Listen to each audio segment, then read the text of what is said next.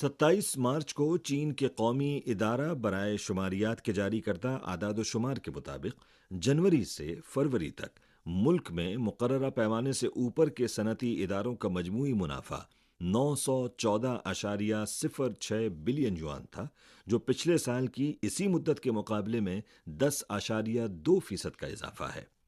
جنوری سے فروری تک مقررہ پیمانے سے اوپر کے صنعتی اداروں میں ریاست کے زیر انتظام کاروباری اداروں کا مجموعی منافع 343.49 بلین یوان تھا، جس میں سال بسال 0.5% کا اضافہ ہوا۔ جوائنٹ اسٹاک انٹرپرائزز کا مجموعی منافع